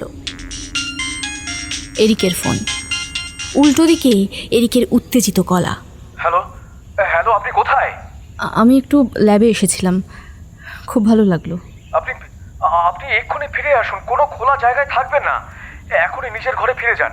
আবার ওর আক্রমণ শুরু হয়েছে। ক্যাসেলের 3 জনের মৃতদেহ পাওয়া গিয়েছে, তার মধ্যে একজন আবাসিক, একজন অ্যাকাউন্টেন্টের 12 বছরের মেয়েও আছে। ওর সঙ্গে তো আপনার পরিচয় হয়েছে, আয়ানের মেয়ে। তার মৃতদেহ পাওয়া গিয়েছে ক্যাসেলের 4 নম্বর বাড়িতে। আপনি প্লিজ এক্ষুনি ঘরে যান। আমি সঙ্গে সঙ্গে ল্যাব থেকে বেরিয়ে এলাম। তবে ঘরে না গিয়ে আগে আমি চললাম ক্যাসেলের সেই 4 নম্বর বাড়ির দিকে। আয়ানের সঙ্গে আমার গতকাল মিনিট 5-এর আলাপ হয়েছে। আমি যখন গতকাল এরিকের লাইব্রেরিতে ছিলাম, খানিকক্ষণের জন্য আয়ান এসেছিল। খুব খারাপ লাগলো খবরটা পেয়ে। এখানে এরকম 5টা বাড়ি আছে যেখানে ক্যাসেলে কর্মরত সিনিয়র অফিসাররা থাকে। অবশ্য তাদের ঠিক কর্মচারী বলা যায় না, একসঙ্গে থাকতে থাকতে সবাই একটা বড় পরিবারের অংশ হয়ে গেছে। কিছু দূর যেতেই 4 নম্বর বাড়ির সামনে কয়েকজন লোকের ভিড় চোখে পড়ল। আয়ান এখানে 30 বছর কাজ করেছে, স্ত্রী ও মেয়ে নিয়ে থাকতো। যে ঘরে মেয়ের মৃতদেহ আছে সেখানে ঘরের এক কোণে কিছু দূরে দাঁড়িয়ে আয়ান কাঁদছে। চেয়ারে খাটে অনেক রক্ত লেগে আছে। মেয়েটার সারা শরীর সাদা কাপড়ে ঢেকে খাটে শুইয়ে দেওয়া হয়েছে। ঘরের 2টো জানলাই বন্ধ। ঘরে একটা ফায়ার প্লেস আছে। জিজ্ঞেস করে জানলাম মেয়েটা ঘরেই ছিল, ল্যাপটপে খেলছিল। ঠিক একই রকম আঘাতের চিহ্ন, সারা শরীর কারোর আক্রমণে ক্ষত বিক্ষত। ক্যাসেলের বাইরে একটা বড় গলফ কোর্স আছে। বেরোনোর পরে শুনলাম সেখানেও নাকি 2জনের ডেড বডি পাওয়া গেছে। সন্ধে হয়ে আসছে। ঘরে ফেরা মাত্রই এরিকের সই করা একটা নোট পেলাম। ক্যাসেলের সিকিউরিটি উপদেষ্টার থেকে নোটটা পেয়েছিলাম আমি। তাতে এরিকের স্বাক্ষর। জরুরি মিটিংয়ে সিদ্ধান্ত নেওয়া হয়েছে যে রাত 11টায় এই দ্বীপ ছেড়ে দেওয়া হবে। সবাইকে বাসে করে এই আইল্যান্ড থেকে বার করে অন্য জায়গায় নিয়ে যাওয়া হবে। এখানে আর থাকা সম্ভব হবে না। এরিককে ফোন করতে যাচ্ছিলাম, কিন্তু তার আগে এরিকের ফোন এলো। আমারই ভুল, নিজের জেদে এখান থেকে সবার বিপদ বাড়িয়ে দিয়েছি। আজকেই মনে হচ্ছে সেই রাত, সবে সে তাণ্ডব শুরু করেছে। এ বিষয়ে প্রধানমন্ত্রী স্টেফেনের সঙ্গেও কথা হলো আমার। সিদ্ধান্ত নেওয়া হয়েছে যে সুইডেনের পুলিশের হাতে এই কেসটা তুলে দেওয়া হবে। সবাইকে তাদের বাড়ি বা পছন্দ মতো জায়গায় ছেড়ে দিয়ে আসা হবে। যাদের অন্য কোনো বাসস্থান নেই তাদের জন্য আমি হোটেলের বন্দোবস্ত করেছি। আমি খুব দুঃখিত, রিয়েলি সরি। আপনাকে এরকম একটা সাংঘাতিক বিপদের মধ্যে আমি শুধু শুধু টেনে এনেছি। এরই মধ্যে দ্বীপের নানা জায়গায় আরও 5টি ডেড বডি পাওয়া গিয়েছে। She is on a rampage. আমাদের কিছু করার নেই। কিন্তু আপনি কোথায় যাবেন? আসলে আমাদের অন্য কিছু বাড়ি আছে। আগে যদিও কোনোদিন থাকিনি, তবে রেডি করতে কিছুদিন লাগবে। আপাতত কিছুদিন হোটেলে গিয়ে উঠব। আশ্বস্ত করার আর কোনো শব্দ আমি খুঁজে পেলাম না। একই সঙ্গেই রোবট, স্পেস সায়েন্স আর আর্টিফিশিয়াল ইন্টেলিজেন্সের যুগে একটা প্রেতাত্মার ভয় আমরা সবাই এই ক্যাসেল ছেড়ে বেরিয়ে যাব, সেটাও আমি মেনে নিতে পারছিলাম না। ঠিক করলাম যতই রিস্ক থাকুক না কেন, এক এক করে ক্যাসেলের ভিতরের বিভিন্ন বাড়িগুলোতে আমি যাব। হয়তো এর মধ্যেই কিছু রহস্য লুকিয়ে আছে। সঙ্গে টর্চ আর ফোনটা শুধু নিলাম আমি। বাইরে ক্যাসেলের সব আলো জ্বলে উঠেছে। বাইরে কোনো লোকজন দেখতে পাচ্ছি না। মনে হচ্ছে এ যেন ঘুমিয়ে পড়া এক 15 শতাব্দীর শহর। ক্যাসেলের বিভিন্ন বিল্ডিংয়ের ঘরগুলোতে আলো জ্বলে উঠেছে। কালো বিড়ালের চোখের মতো তারা আমার দিকে তাকিয়ে আছে। একটা টাওয়ারের দিকে এগিয়ে গেলাম। আজ সব খোলা, প্রহরাহীন। হয়তো খানিকক্ষণের মধ্যে পুলিশ বাহিনী এসে পড়বে। কিন্তু মাঝের এই সময়টুকু সবাই তাদের সব থেকে নিরাপদ স্থানে গিয়ে আশ্রয় নিয়েছে। ঘোরানো সরু সিঁড়ি টাওয়ারের উপরের দিকে উঠে গেছে। সিঁড়িতে অন্ধকার থাকায় টর্চ জেলে এগিয়ে গেলাম। সিঁড়ির রেলিং ধরে ধরে 4টে তলা পেরিয়ে টাওয়ারের উপরে ছাদে উঠে এলাম। এর উপর থেকে পুরো দ্বীপটা দেখা যায়। অবশ্য এখন যথেষ্ট অন্ধকার হয়ে গেছে। তার উপরে আকাশ এখন কালো মেঘে ঢাকা। কিছুই দেখা গেল না। কনকনে ঠান্ডা হাওয়া দিচ্ছে। মাঝে মধ্যে মনে হচ্ছে এই যেন হাওয়ার স্পর্শ নয়, এমিলির প্রেতাত্মার তীক্ষ্ণ নখের আঁচড়। শুনেছি এই টাওয়ারের সামনেই একটা পোস্টে বেঁধে জীবন্ত পুড়িয়ে মারা হয়েছিল এমিলিকে। একা এমিলিকে নয়, এমিলির সঙ্গে ওর একমাত্র সন্তানও ছিল। আসলে এমিলি ষড়যন্ত্রের শিকার হয়েছিল। সে ডাইনি ছিল না, সে ছিল এক অতি সাধারণ মেয়ে, যে রাজার অন্যায় কিছু কাজের প্রতিবাদ করেছিল। সে ছিল এই ক্যাসেলের অবিচারের শিকার। এরকম কত অসহায় মানুষের রক্ত আর্তনাদ যে মিশে আছে এই ক্যাসেলের মাটিতে, সেখানে এমিলির আত্মা যে এই ক্যাসেলের বাসিন্দাদের ক্ষমা করবে না, এটা তো স্বাভাবিক। নামার সময় টাওয়ারের প্রত্যেকটা ঘরে আলো জ্বেলে দেখলাম, কিছুই খুঁজে পেলাম না। সত্যি কথা বলতে কি, যতবার কোনো ঘরে আলো ফেলছিলাম হৃদস্পন্দন যেন বেড়ে যাচ্ছিল। মনে হচ্ছিল হঠাৎ আলোর ওপারে হয়তো দেখব তাকে, এমিলির সেই বিভৎস প্রেতাত্মাকে। মুখে হয়তো তার এখনো রক্ত লেগে আছে, সে হয়তো আমার দিকে স্থিরভাবে হিংস্র দৃষ্টিতে তাকিয়ে খানিক দূরে দাঁড়িয়ে আছে। কিন্তু সেটা দেখতে হয়নি, আলোয় ধরা পড়েছে শুধুই তার নীরব অনুপস্থিতি। পুরো টাওয়ারে কারোর দেখা পেলাম না। টাওয়ার থেকে নেমে এবারে যে বিল্ডিংয়ের মধ্যে ওক হল, সেদিকে এগিয়ে গেলাম। এখানেই ক্যাসেলের সব থেকে বড় ইভেন্টগুলো হয়। এখানেই গত 400 বছর ধরে রাজা রাজরারা তাদের সম্মানিত অতিথিদের নৈশভোজের আয়োজন করতেন। ওক কাঠের বিশাল দরজা ঠেলতেই খুলে গেল। প্রসিদ্ধ ওক হল এখন আমার সামনে। বিশাল ঘরে শুধু কিছু আলো জ্বলছে, দূরে বিশাল মার্বেলের ফায়ারপ্লেস, দেওয়ালে টাঙানো বিভিন্ন দুর্মূল্য ছবি। আপনি কি কিছু খুঁজছেন? প্রশ্নে চমকে উঠে দেখি একজন সিকিউরিটি আমাকে দেখিয়ে বাইরে থেকে এগিয়ে এসেছে। হ্যাঁ, বেরিয়ে যাওয়ার আগে একটু ঘুরে দেখছি আর কি, আর তো মাত্র কয়েক ঘন্টা। লোকটা আমাকে কিছু না বলে একটু দূর থেকে আমার উপরে লক্ষ্য রাখতে লাগলো। সেটা অবশ্য অস্বাভাবিক নয়, আমাকে তো চেনে না। ঘরে অনেক দুর্মূল্য জিনিস আছে। ওক রুমের ভেতরে শেষের দিকে একটা চওড়া ঘোরানো সিঁড়ি আছে, সেটা উপরে উঠে গেছে। কি মনে হলো সিঁড়ি দিয়ে উপরে উঠে এলাম। হঠাৎ মনে হলো কিসের যেন আওয়াজ, সামনে থেকে আওয়াজটা আসছে।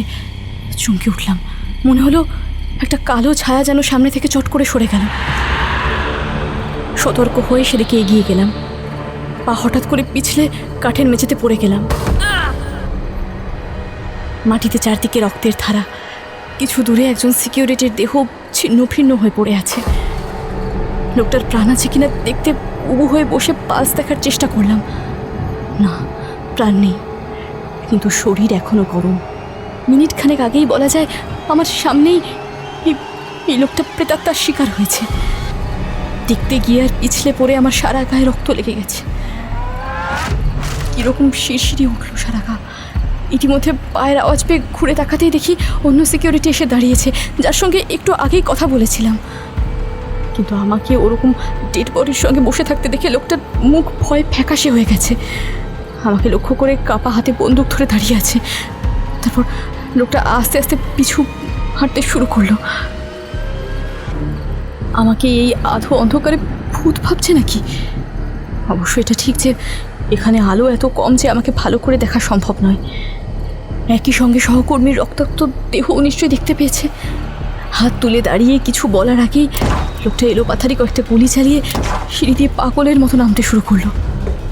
উপর থেকে দেখতে পেলাম সিঁড়ি দিয়ে নেমে ওক্রমের মধ্যে দিয়ে ছুটে দরজার দিকে এগিয়ে যাচ্ছে। কিন্তু ওটা কি? মাঝপথে কাঠের ফ্লোরের উপরে একটা জায়গা জুড়ে যেন জমাট বাঁধা অন্ধকার। কি যেন মেঝের উপরে বসে আছে। আমি চেঁচিয়ে উঠলাম, সাবধান! কিন্তু তার আগেই লোকটা যেন ওই অন্ধকার ছায়ার মধ্যে ঢুকে পড়েছে। আর ঢুকতেই যেটা হলো সেটা ভয়ানক দৃশ্য, আমি মুখে বলতে পারবো না। ছায়াটা যেন ঢেউয়ের মতো নড়ে উঠল। আর তার পরক্ষণেই লোকটার চিৎকার শুনলাম, তীব্র আর্তনাদ। কিন্তু সেই আর্তনাদ কয়েক সেকেন্ডের মধ্যে থেমে গেল। টর্চের আলো অত দূরে ফেলে কোনো লাভ হলো না। যেটুকু দেখা যাচ্ছে সেটা অক্রমের সামান্য আলোতেই। আর তাতে দেখলাম লোকটার রক্তে ভাসা ক্ষত বিক্ষত দেহটা পড়ে আছে। ঘন কালো ছায়াটা এবার দেহটাকে ছেড়ে দ্রুত সিঁড়ির দিকে, অর্থাৎ আমার দিকে এগিয়ে এলো। বুঝতে পারলাম আমার হাতে আর সময় নেই। আমি ওই আত্মার পরবর্তী শিকার হতে চলেছি। যেদিকে অন্য লোকটার মৃতদেহ পড়েছিল সেদিকে ছুটে গেলাম। মৃতদেহটা পেরিয়ে হলঘরের শেষের দিকে একটা ঘর, তার দরজা খুলে ভিতরে ঢুকে দরজা টেনে দিলাম। বিশাল কাঠের দরজা খিল দিয়ে বন্ধ করে দিলাম। এটা যদিও কোনো প্রেতাত্মার বিরুদ্ধে কোনো প্রতিরোধ করবে না, তবু এই দূরত্ব যদি কোনোভাবে আমাকে প্রাণ বাঁচাতে সাহায্য করে। কয়েক সেকেন্ডের মধ্যে বুঝলাম বাইরে সে এসে গেছে, অর্থাৎ দরজার ঠিক বাইরেই এমিলি। যেন ঘরের দরজায় হাতড়ে হাতড়ে ঢোকার পথ খুঁজছে। আমি বেশ বুঝতে পারছি দরজার উল্টো দিকে কোনো জীবিত মানুষের উপস্থিতি নয়, একটা অদ্ভুত হিচ হিচ আওয়াজ শুরু হয়েছে। কেউ যেন অনেকগুলো হাত দিয়ে দরজার বিভিন্ন জায়গা ছুঁয়ে দেখছে। কাঠের দরজাটা উচ্চতায় প্রায় 14 ফুটের হবে।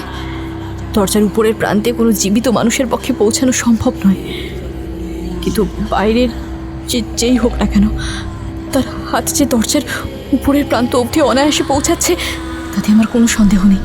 সেই হাত দিয়ে ছুঁয়ে ছুঁয়ে দেখছে, ঢোকার উপায় খুঁজছে। আমি বেশ বুঝতে পারছি।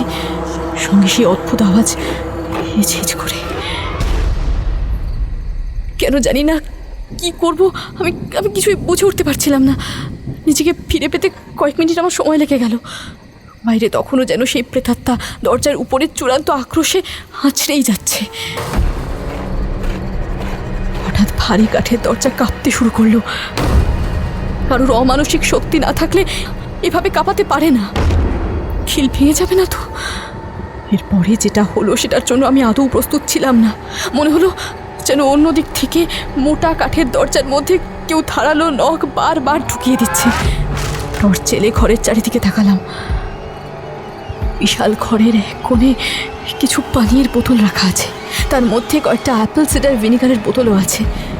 ঘরে একটা জানলা আছে, কিন্তু সেটা আশ্চর্য রকম ছোট, তার মধ্যে দিয়ে বেরোনো অসম্ভব। সেরকম কিছু হলে জানলা খুলে যে লাভ দেবো নিচে সেটারও উপায় নেই। ফোন করতে গিয়ে দেখলাম নেটওয়ার্ক নেই, ঘরে কোনো ফায়ার প্লেস নেই। বাইরে যেই থাকুক না কেন সে এখনও যে চায়নি সেটা আমি বেশ টের পাচ্ছিলাম। সে যেন তার পরে স্ট্র্যাটেজি ঠিক করছে। হঠাৎ করে সেই হিচ হিচ আওয়াজটা আবার শুরু হয়ে গেল। একই সঙ্গে কেউ যেন ছেনি দিয়ে দরজার কাঠ কাটতে শুরু করেছে নিচ থেকে। কি মনে হলো জানি না, অ্যাপেল সিডার ভিনিগারের বোতলগুলো এক এক করে খুলে দরজার দিকে লক্ষ্য করে ঠেলে দিলাম। আশ্চর্যভাবে বাইরের আওয়াজটার সঙ্গে সঙ্গে থেমে গেল, কিন্তু বাইরে যে ছিল সে চলে গেল কিনা আমি সেটা বুঝতে পারলাম না। হঠাৎ করে এর মধ্যে আমাকে খানিকটা চমকে দিয়ে ফোনটা বেজে উঠল। চারদিকের এসব অপার্থিব ঘটনার মধ্যে এই পার্থিব শব্দটা যে কতটা স্বস্তি দিল তা আমি বলে বোঝাতে পারবো না। কখন জানি নেটওয়ার্ক ফিরে এসেছে। এরিকের ফোন। হ্যালো হ্যালো, অনিলেখা, অনিলেখা আপনি কোথায়? আপনাকে আমি কোথাও খুঁজে পাচ্ছি না, ফোনেও পাচ্ছি না। আপনি কোথায় আছেন? আমি অক্রমে আটকে আছি। সে এখানে আমার ঘরের বাইরে বসে আছে। হ্যালো হ্যালো, আমি কিছু শুনতে পাচ্ছি না, আপনার গলা শোনা যাচ্ছে না। জোরে বলুন, জোরে বলুন, কোথায় কোথায় আপনি? আমি কিচ্ছু শুনতে পাচ্ছি না। আমি অক্রমে আটকে আছো? অক্রমে? কোনো লাভ হলো না, ওদিক থেকে শুনতে পাচ্ছে না। আবার নেটওয়ার্ক চলে গেছে। আরও মিনিট 15 বসে থাকলাম আমি, কিন্তু সেই মিনিট 15 যেন 15 ঘন্টার সমান। মনে হচ্ছিল বাইরে যে ছিল সে আর নেই। অন্তত তার উপস্থিতি বোঝার আর কোনো উপায় ছিল না আমার কাছে। হাতে তখনও একটা ভিনিগারের বোতল ধরে আছি। এর মধ্যে কি কিছু আছে যা দরজার উল্টো দিকের প্রেতাত্মাকে ভয় পাওয়ালো? সিডার মানে অ্যাসিডিক অ্যাসিড। একটা কথা সঙ্গে সঙ্গে আমার মাথায় এলো। তাহলে কি? না, ভয় পেলে চলবে না। যা ভাবছি সেটা যদি সত্যি হয় তাহলে তার সমাধান খুব শক্ত নয়। পরপর কয়েকটা জিনিস আমার মাথায় চলে এলো। এ ঘটনা প্রায় 220 বছর পর হয়েছে। 13 আর 17 গুণ করলে হয় 221। দুটোই প্রাইম নাম্বার। মাই গড! তবে তাতে আততায়ীরা যে কম হিংস্র হবে তা তো নয়। তারা আমাকে সামনে পেলে এক মুহূর্তের মধ্যে কেটে ছিঁড়ে ফেলবে। তারা মানে? এতক্ষণ তো একটা প্রেতাত্মার কথা বলছিলে। ওখানে কি একাধিক প্রেতাত্মা ছিল? অবশ্য তা না হলে একসঙ্গে এতজনকে মারতো কিভাবে? সব তো আর এত সহজে বলে দেওয়া যাবে না। শোন, গল্পের সামান্য বাকি আছে। দরজা খুলে আস্তে আস্তে বাইরে বেরিয়ে এলাম। বাইরে এখন কেউ নেই, কিন্তু সিডার ফেলার জন্য সারা ঘরে একটা বিচ্ছিরি গন্ধ হয়ে রয়েছে। গন্ধ পাচ্ছি মানে নিশ্চিত তারা এখানে থাকবে না। সত্যিই নেই। সিঁড়ি দিয়ে নেমে ওক্রমের থেকে বেরিয়ে গেলাম। বাইরে বেরিয়ে দেখি চারিদিকে অনেক সিকিউরিটি, সুইডিশ পুলিশ ফোর্স এসে গেছে। এরিককে খুঁজে বার করতে বেশি সময় লাগলো না। 2টো বাস ইতিমধ্যেই স্টকহোমের উদ্দেশ্যে বেরিয়ে গেছে। বাকি আরও কয়েকটা বাসে সবাই তাড়াহুড়ো করে উঠছে। এরিক আমার জন্য দুশ্চিন্তা করছিলেন। আমাকে দেখে অবাক হয়ে গিয়ে এলেন। এ কি ব্যাপার? আপনার সারা গায়ে রক্ত, কি হয়েছে? আমি আপনার জন্য খুব চিন্তায় পড়ে গিয়েছিলাম। ভেবেছিলাম আপনার কোনো বিপদ হলো কিনা। কি হয়েছে আপনার? পুরো ঘটনাটা এরিককে বললাম। আর এও বললাম, এখানে কোনো প্রেতাত্মা নেই। যা আছে তার একটাকে আমি মরে পড়ে থাকতে দেখেছি, ওই বন্ধ ঘরের সামনে। মানে সেটা কি? মাকড়সা, একটা নতুন প্রজাতির মাকড়সা। যাদের মতো হিংস্র মাকড়সা খুব কমই হয়, যারা হাজারে হাজারে একসঙ্গে ঘোরে, একসঙ্গে শিকার খুঁজে বার করে, আক্রমণও করে। যারা এই আইল্যান্ডে আসে ঠিক 221 বছর পর পর। তারপরে বিচিত্র কোনো কারণে হয়তো আবার সব মারা যায়। মানে কিছুই তো বুঝলাম না। এ কি নতুন কোনো মাকড়সা? 2 ধরনের মাকড়সার কথা তো জানতাম, এর কথা তো আগে কখনো শুনিনি। হ্যাঁ, এই আইল্যান্ডে 2 ধরনের বিরল প্রজাতির মাকড়সা ছিল, কিন্তু একটা জন্মাতো প্রতি 13 বছর পর পর, অন্যটা আসতো প্রতি 17 বছর বাদে বাদে। এই 13 আর 17 দুটোই প্রাইম নাম্বার। অর্থাৎ এমনিতে ওই 2 ধরনের মাকড়সা কখনোই একসঙ্গে দেখা যায় না। এরিক, আপনি ঠিকই বলেছিলেন, আপনি কখনোই ওদের একসঙ্গে দেখেননি। কিন্তু 221 বছর বাদে বাদে একটা সময় আসতো যখন ওই 2 মাকড়সার প্রজাতি একই সঙ্গে আসতো, যেটা এবারে হয়েছিল। আগেও ক্যাসেলের ইতিহাসে 2বার হয়েছে। আমি স্টাডি করে দেখেছি, এই 2 প্রজাতি যখনই একসঙ্গে আসতো, এদের মধ্যে প্রজননের বা ইন্টারব্রিডিংয়ের জন্য জন্মাতো এক নতুন 3য় প্রজাতির মাকড়সা, যাদের মতো হিংস্র মাকড়সা খুব কম হয়, যারা দলে মিলে আক্রমণ করে, খুব দ্রুত এক জায়গা থেকে আরেক জায়গায় চলে যেতে পারে। সেই জন্যই দেখলে মনে হতো যেন কোনো ছায়া শরীর হঠাৎ করে এক জায়গা থেকে আরেক জায়গায় সরে যাচ্ছে। আর ধারালো পায়ের সাহায্যে এরা মানব শরীর চিরে টুকরো করে দেওয়ার ক্ষমতা রাখত। তার মানে এমিলির প্রেতাত্মা কোনোদিন ছিল না? না, ছিল না। ছিল শুধু হাজারে হাজারে জন্মানো এক সাংঘাতিক মাকড়সা, যারা এক রাতের মধ্যে আমাদের সবাইকে মেরে ফেলার ক্ষমতা রাখত। আমরা তাই আইল্যান্ড ছেড়েছিলাম সেই রাতেই। আমার ধারণা যে ভুল ছিল না তা পরে প্রমাণিত হয়েছিল। পুরো আইল্যান্ড থেকে ওই মাকড়সা মুক্ত করতে বেশ কিছু ব্যবস্থা নেওয়া হয়েছিল। সেগুলো কাজও করেছিল। ওই বিশেষ প্রজাতির মাকড়সা নিয়ে এখন অনেক রিসার্চও হচ্ছে। আর জানিস, আমার ধারণা অস্কারের মেয়ে উইলমাও আসল কারণটা বুঝতে পেরেছিল, সেই জন্যে ওই ল্যাব তৈরি করেছিলেন। কিন্তু সেই ধারণা প্রমাণ করার কোনো উপায় পাননি, কারণ ওনারা তখন এই আইল্যান্ডে আর ছিলেন না। ওনারা ফিরে আসেন প্রায় 25 বছর পরে, যখন ওই প্রজাতির মাকড়সারা আর আইল্যান্ডে ছিল না। হ্যাঁ, এবার প্রশ্ন কেন ছিল না, সেই প্রশ্নের উত্তর পেতে অবশ্য এখনও অপেক্ষা করতে হবে। আশা করি ওই প্রেতাত্মার কথা ইতিমধ্যে সুইডেনের ইতিহাসের বই থেকে বাদ পড়ে গেছে। তবে কি জানিস, মানুষের মন থেকে যে অত সহজে মুছে যাবে না তা আমি জানি। আসলে আমরা ভয় পেতে চাই। সত্যি বলতে কি, অ্যাপেল সিডার ভিনিগারের বোতলগুলো থেকে ভিনিগার ঢালার সময়ও আমি কিন্তু ওই প্রেতাত্মাকে সত্যি বলে ভাবতে শুরু করেছিলাম। ঘরের বাইরে এসে ওই একটা মৃত মাকড়সা দেখে আমি প্রথম বুঝতে পারি বাইরে কারা এসেছিল আর কেন তারা অ্যাপেল সিডার ঢালার পরে সঙ্গে সঙ্গে পালিয়ে গিয়েছিল। ওতে অ্যাসিটিক অ্যাসিড থাকে, যা মাকড়সারা সহ্য করতে পারে না। নিশ্চয়ই জানিস সেটা। এরপরেও তোরা বলবি সংখ্যা মানে নিছকই কিছু সংখ্যা। ইন্টারেস্টিং ব্যাপার হলো, আজ আমরা এখানে ঠিক 17 জনই আছি আর 18টা মাছের কচুরি। তাই আমি একটা বেশি নিলাম আজকে। বলেই ভদ্রতা করে ওরা যে শেষ কচুরিটা তাদের অনিলিখা দিয়ে জন্য রেখে দিয়েছিল সেটাও তুলে নিল।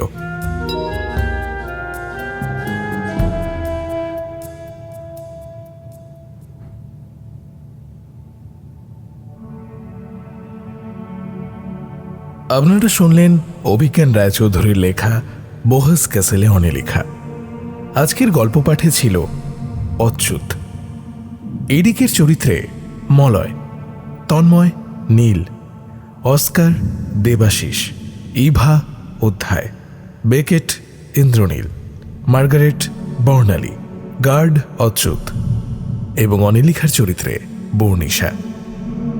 গল্পের সূত্রধর এবং সমগ্র পরিচালনায় কুন্তল। স্ক্রিপ্টিং ও অডিও রূপান্তর দিশানি।